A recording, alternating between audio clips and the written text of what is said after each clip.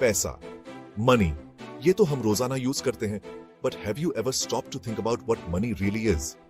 Simple शब्दों में कहें तो पैसा कोई भी चीज हो सकती है जिसे लोग गुड्स एंड सर्विसेज के पेमेंट के तौर पे एक्सेप्ट करते हैं। It could be coins, notes और even digital entries in a bank account. पैसा एक मीडियम ऑफ एक्सचेंज का काम करता है, जिससे हमारे लिए चीजें बाय और सेल करना आसान हो जाता है। जरा सोचो, अगर पैसे नहीं होते, imagine a world without money, हमें बार्टर सिस्टम यूज करना पड़ता, यानी डायरेक्टली गुड्स एंड सर्विसेज की ट्रेडिंग करनी पड़ती। ये बहुत ही इनएफिशिएंट और टाइम कंज्यूमिंग होता। मनी एक स्टोर ऑफ वैल्यू का भी काम करता है। इसका मतलब है कि हम अपने पैसे सेव कर सकते हैं और फ्यूचर में यूज कर सकते हैं। It allows us to plan for our needs and aspirations. इसके अलावा पैसा एक यूनिट ऑफ अकाउंट का काम करता है।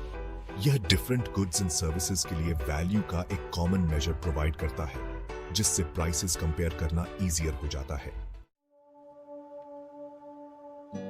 पैसा कई फॉर्म्स में आता है। हर एक हमारी फाइनेंशियल लाइफ में अलग अलग पर्पसेस सर्व करता है। सबसे कॉमन फॉर्म है कैश, जिसमें कॉइन्स और बैंक नोट्स शामिल हैं, जो reserve bank of India issue करता है। कैश वाइडली एक्सेप्टेड है और एवरीडे ट्रांजैक्शंस के लिए कन्वीनियंट है। फिर हमारे पास डिमांड डिपॉजिट्स होते हैं, जो बैंक अकाउंट्स में रखे फंड्स होते हैं, जिन्हें डिमांड पर विथड्रॉ किया जा सकता है। ये डिपॉजिट्स चेक्स, डेबिट कार्ड्स और ऑनलाइन बैंकिंग के जरिए आसानी से एक्सेसिबल होते हैं। टाइम डिपॉजिट्स, जिन्हें फिक्स्ड डिपॉजिट्स भी कहा जाता है, पैसे का एक और फॉर्म है। ये डिपॉजिट्स एक स्पेसिफिक पीरियड के लिए एक फिक्स्ड इंटरेस्ट रेट अर्न करते हैं।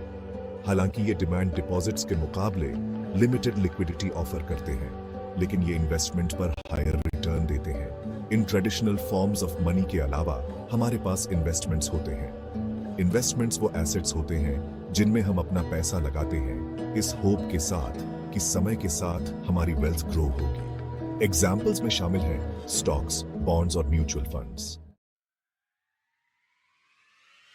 पैसा किसी भी इकोनॉमी का लाइफब्लड होता है और इंडिया कोई एक्सेप्शन नहीं है। It plays a vital role in facilitating economic growth and development. जब इकोनॉमी में मनी स्मूथली फ्लो करता है, तो बिजनेसेस थ्राइव करते हैं, जॉब्स क्रिएट होते हैं और लोगों की लाइव्स इंप्रूव होती है।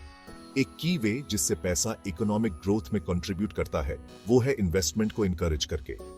When individuals and businesses के पास कैपिटल का एक्सेस होता है, तो वे न्यू वेंचर्स में इन्वेस्ट कर सकते हैं, अपने ऑपरेशंस एक्सपैंड कर सकते हैं और एम्प्लॉयमेंट अपॉर्चुनिटीज क्रिएट कर सकते हैं। मोरोवर, पैसा ट्रेड को फैसिलिटेट करता है, डोमेस्टिकली और इंटरनेशनली दोनों तरह से।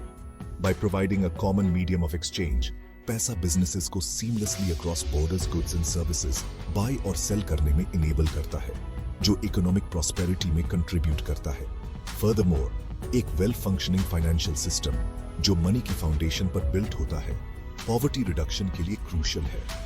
फाइनेंशियल सर्विसेज जैसे कि सेविंग्स अकाउंट्स, लोन्स और इंश्योरेंस का एक्सेस इंडिविजुअल्स एंड फैमिलीज को एम्पावर करता है, ताकि वे अपनी लाइव्स इंप्रूव कर सकें और पॉवर्टी के साइकिल को ब्रेक कर सकें।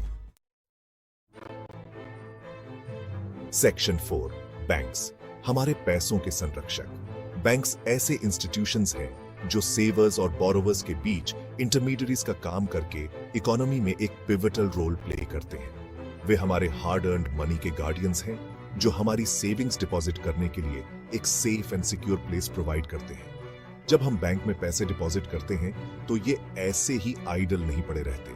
बैंक्स इन डिपॉजिट्स का एक पोर्शन उन इंडिविजुअल्स और बिजनेसेस को लैंड करते हैं जिन्हें फंड्स की जरूरत होती है।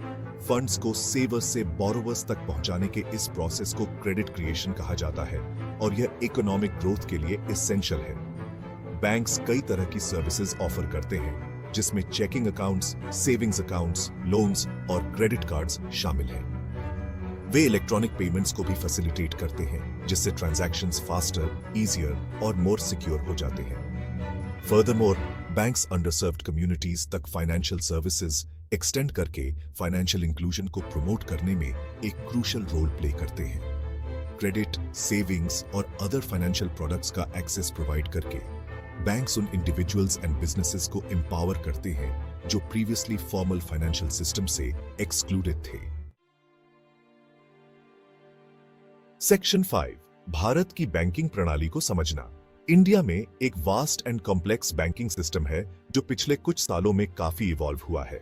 इसमें कमर्शियल बैंक्स, कोऑपरेटिव बैंक्स और रीजनल रूरल बैंक्स शामिल हैं। Commercial banks Indian banking sector में सबसे ज्यादा डोमिनेंट प्लेयर्स हैं।